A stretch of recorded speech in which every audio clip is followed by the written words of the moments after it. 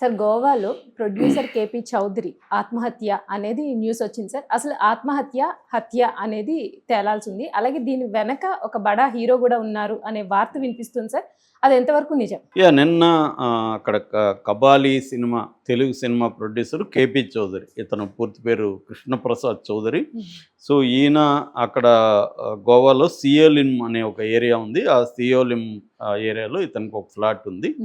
ఆ ఫ్లాట్లో ఇతను చనిపోయి కనిపించాడు పోలీసులకి.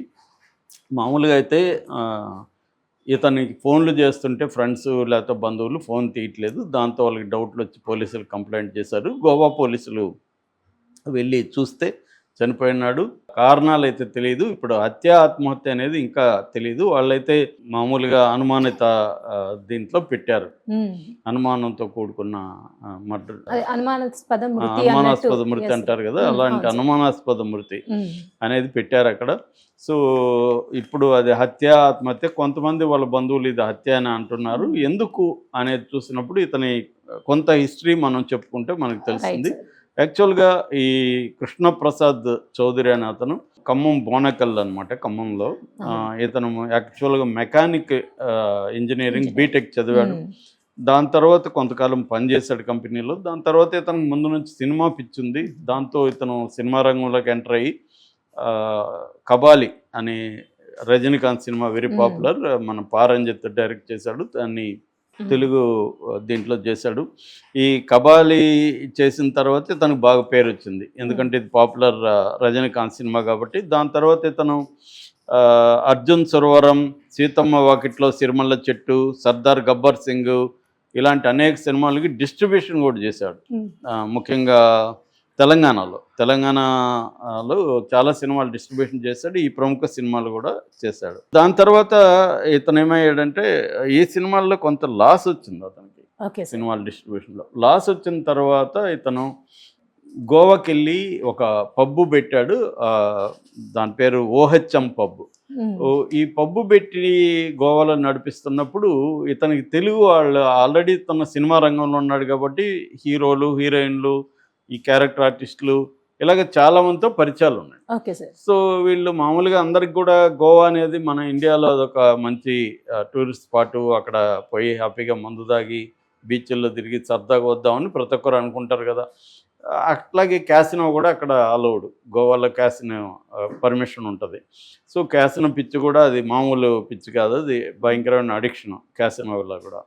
అలాగే అక్కడ క్యాసినో, పబ్బులు, బీచ్ల్లో ఓపెన్గా మందు తాగడం, 24 hours నైట్ అంతా తిరగచ్చు, ఫారినర్స్ ఉంటారు, ఇలాగా వెళ్తూ ఉంటారు కదా. ఇతను తన పబ్బుకి ఎక్కువ వీళ్ళు మనవాడు ఉన్నాడు కదా అని అక్కడ వెళ్తారు. అక్కడ ఇతను అన్నీ ఆర్గనైజ్ చేస్తాడు.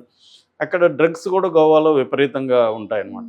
దాని మీద చాలా సినిమాలు కూడా వచ్చాయి, గోవా గాన్ ఇలాంటి చాలా సినిమాలు. సో అలాగా మనోడు ఏం చేశాడంటే మెల్లగా ఇతనికి డ్రగ్స్ అంటే ఆ పబ్బులో కూడా లాస్ రావడం మొదలుపెట్టింది. లాస్లో నుంచి పూడ్చుకోవడానికి అక్కడ పరిచయాలు వచ్చాయి. ఇక్కడ క్లయింట్లేమో హైఫై క్లయింట్లు పరిచయాలు ఉన్నాయి. సో ఈ రెండు అంటే సప్లై చైన్ ఇతనికి పరిచయం వచ్చింది, డిస్ట్రిబ్యూషన్లో మంచి క్లయింట్లు ఉన్నారు. సో ఇంకేం కావాలి. సో మీడియేటర్ రోల్ ప్లే చేసి అక్కడ మందులు తీసుకోవడం, డ్రగ్స్ తీసుకోవడం, కొకైన్ కావచ్చు, ఇంకోటి కావచ్చు, వాటిని ఈ క్లయింట్లకి ఇవ్వడం, ఇది మొదలుపెట్టినప్పుడు ఇతనికి బాగానే డబ్బులు వచ్చాయి బిగినింగ్లో. అయితే పోలీసులకి 2017లోనే ఇతను ఇదయ్యాడు. దాని తర్వాత 2023లో అరెస్ట్ చేశారు. జూన్లో పోలీసులు అరెస్ట్ చేశారు. అక్కడ ఇతనికి కొంతమంది నైజీరియన్స్, ఎక్కువగా ఈ డ్రగ్ బిజినెస్లో నైజీరియన్స్ ఇన్వాల్వ్ అయింటారు అనమాట. సో ఆ నైజీరియన్స్ ఇది చేశారు. అంతకుముందు కూడా ఇతను వరలక్ష్మి టిఫిన్ సెంటర్ ఒక స్కామ్ ఉంది. వరలక్ష్మి టిఫిన్ సెంటర్ నడుపుతున్న వాళ్ళు డ్రగ్ దందా మొదలుపెట్టారనమాట. సో దాంట్లో కూడా ఇతని పేరు ఉన్నాడు. ఎప్పుడైతే ఇతను అరెస్ట్ అయ్యాడో అప్పుడు కూడా పెద్ద సంచలనం, మనం కూడా 2-3 వీడియోలు చేసాం దీని మీద. అప్పుడు ఏమైందంటే చాలామంది సెలబ్రిటీలు, ముఖ్యంగా కొంతమంది క్యారెక్టర్ ఆర్టిస్టులు వాళ్ళు ఇతనితో కూడా క్లోజ్గా ఉన్న ఫోటోలు అవన్నీ లీక్ అయిపోయినాయి. పోలీసులు బయటికి తీసుకొచ్చారు. అవన్నీ వచ్చేసి వాళ్ళందరూ కూడా మళ్ళీ మీడియా ముందుకు వచ్చి మేము ఫ్రెండ్లీగా ఉన్నాము, అతను మాకు ఫ్రెండ్ తప్ప మాకు డ్రగ్స్తో సంబంధం లేదు, మమ్మల్ని ఇలా బజారు పెట్టకండి అని మీడియాకి పోలీసులకు అప్పీల్ చేశారు. మీడియా ఏం చేస్తుంది, పోలీసులు రిలీజ్ చేసినప్పుడు మీడియా వాటిని బయట పెడుతుంది. అవును సార్. సో అలాగా మొత్తానికి ఇతను ఫోన్లు 4 ఫోన్లు దొరికాయి. ఆ ఫోన్లలో ఏంటంటే లిస్టులు ఉన్నాయి, ఎవరెవరికి ఇతను సప్లై చేస్తున్న క్లయింట్ల లిస్టులంతా ఉన్నాయి. సో ఆ క్లయింట్లలో హీరోలు ఉన్నారు, హీరోయిన్లు ఉన్నారు, వీళ్ళందరూ ఉన్నారు. దాని తర్వాత ఇతను కొంతకాలం జైల్లో కూడా ఉన్నాడు. ఇప్పుడు జైలు నుంచి బయటకు వచ్చాడు. ఇక్కడ ఏంటంటే ఇతన్ని చంపేశారా అనే దానికి ఒక లాజిక్ ఏంటంటే, ఇతని ఫోన్లో చాలామంది ఉన్నారు కాబట్టి రేపు పొద్దున ఇతను పలాని హీరో పలాని హీరోయిన్లకి నేను అమ్మాను అంటే వాళ్ళ మీద కేసులు పెడతారని, అలాంటి వాళ్ళందరూ కలిసి ఇతన్ని చంపించారా, గోవాలో చంపించి ఆత్మహత్యగా చిత్రీకరించారా అన్నది ఒక డౌట్ అయితే ఉంది. కానీ చాలామంది ఏమో టైటిల్లో ఆ బడా హీరో, ఆ స్టార్ హీరో ఇవన్నీ పెడుతున్నారు, కానీ అవి అయితే పుకార్లు తప్ప మనకేం కాంక్రీట్గా తెలీదు. లేదు ఇతను ఆర్థికంగా మెంటల్గా ఒకటి డిస్టర్బ్ అయిపోయాడు. ఎందుకంటే ఎక్కడో బయలుదేరిన వ్యక్తి, ఒక మెకానికల్ ఇంజనీరింగ్ చదివి కంపెనీలో జాబ్ చేస్తున్న వ్యక్తి జస్ట్ సినిమా పిచ్చితో సినిమాలు నిర్మాణం చేసి డిస్ట్రిబ్యూషన్ చేసి దాంట్లో లాసులు వచ్చి అక్కడి నుంచి డ్రగ్స్కి వెళ్ళి అక్కడ లాసులు వచ్చి జైలుకి పోయి ఇవంతా మొత్తం personal life professional life disturb అయిపోయి అతనికి దీని నుంచి బయటపడే మార్గం అతనికి ఏం కనిపించక ఆత్మహత్య చేసుకున్నాడా, ఎందుకంటే ఆరోగ్య సమస్యలు కూడా ఉన్నాయనే ఒక వార్త వస్తుంది. ఎందుకంటే ఈ మధ్య కాలంలో నేను పర్సనల్గా కూడా కొంత ఆ మధ్య మా ఫ్రెండ్ ఒక ఆయన చర్లపల్లి జైల్లో ఖైదీగా ఉంటే ఆయన ఒకసారి ఆయన బెయిల్ మీద వచ్చినప్పుడు నాకు ఒక 4 పరిచయం చేశాడు. ఆ 4 ఎవరంటే సాఫ్ట్వేర్ చదువుకుని ఒక హోటల్ పెట్టుకున్నారు వాళ్ళు.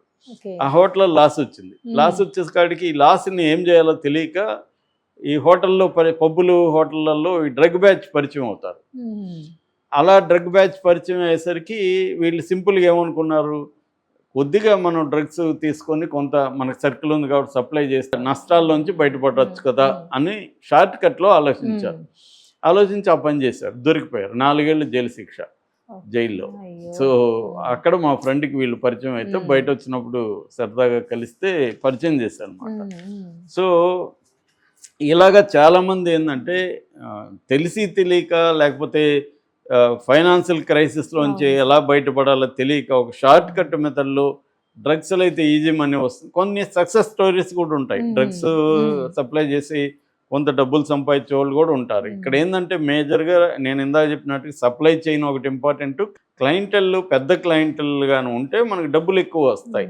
ఎందుకంటే వాళ్ళు ఎక్కువ డబ్బులు ఖర్చు పెట్టగలరు. ఖర్చు పెట్టగలిగింది ఎవరు? ప్రధానంగా సినిమా వాళ్ళు, వ్యాపారస్తులు, రాజకీయ నాయకులు. ఈ 3 రకాల వర్గాలు ఖర్చు పెడతారు. రెండోది వీళ్ళకి ఇన్ఫ్లుయెన్స్ ఉంటుంది. ఏదన్నా రేపు పొద్దున అరెస్ట్ అయినా వీళ్ళు ఉంటారు, పెద్ద క్లయింట్లు కాబట్టి వాళ్ళని సేవ్ చేసుకునే దాంట్లో భాగంగా మనల్ని కూడా చేస్తారు.